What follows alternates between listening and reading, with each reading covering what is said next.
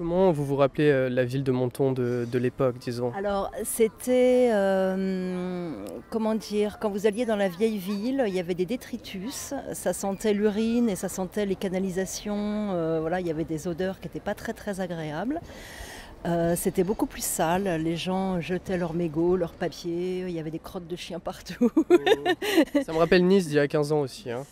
Oui, non, mais c'est ça, ça a très, très bien évolué dans ce bon, après, ça a un côté peut-être un peu trop policé, vous voyez? On a l'impression qu'on peut plus rien faire, on faisait des feux sur la plage. C'est maintenant interdit, c'est ça? Ah bah complètement, oui. Même allumer une cigarette, vous n'êtes pas sûr que vous avez le droit de le faire, vous voyez? Pourquoi la Côte d'Azur? C'est bien sûr en lien avec la couleur de l'eau, qui a vraiment une couleur très particulière, la couleur de la mer par exemple à Nice. Donc la Côte d'Azur s'étend de, apparemment, Saint-Tropez jusqu'à cet endroit, là où on est très près de la frontière italienne, à Menton. Donc c'est une ville qui est connue pour avoir comme particularité d'avoir des gens qui parlent français et italien. Donc il y a un bon multiculturalisme à Menton d'un côté et à Vintimille de l'autre côté de la frontière. Donc moi j'aime beaucoup la Côte d'Azur. Bon, des fois le soleil il tape vraiment fort et bon, il faut avoir un beau chapeau, un écran total et ce genre de trucs. Après, je sais pas si vous connaissez la fête des citrons. Entendu parler, j'ai failli y aller. C'est l'événement le plus important ici à Menton. Donc c'est en février, entre février et mars. Ça dure sur trois dimanches. Et c'est toujours avec le thème du citron et des agrumes. Donc il y a des chars qui sont décorés entièrement avec des vrais fruits, donc des oranges et des citrons.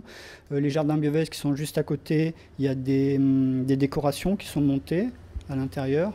Donc oui, il faut au moins le faire une fois pour voir. Et là, c'est la période de l'année où on travaille le plus, puisqu'il y a énormément de monde qui viennent, je ne sais pas combien de milliers, mais enfin le dimanche, il y a des dizaines et des dizaines de cars remplis. Quand on est habitué à un endroit, est-ce qu'on voit toujours la beauté qui s'y trouve?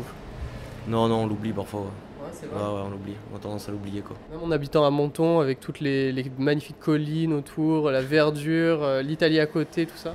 Bah après, on rentre dans l'habitude, on s'habitue. Moi, je me lève, j'ai la mer en bas de chez moi tous les matins. C'est pas pour ça que je vais aller baigner une fois, quoi. Ok. Donc après, on s'habitue et on se rend plus trop compte. Après, quand on part une semaine, qu'on revient, c'est vrai qu'on trouve ça magnifique. Il y avait ce peintre Cézanne qui peignait ces paysans qui étaient devant la montagne Sainte-Victoire, qui est parfaite, et les paysans disaient mais enfin, on la voit pas la montagne, elle n'existe pas pour nous parce que ça fait partie du paysage, donc c'est un petit peu ça comme ça en fait. Ouais, c'est ça, ce qu'on a tendance à oublier, ce qu'on a de beau et ce qu'on a de bien sous nos pieds, quoi.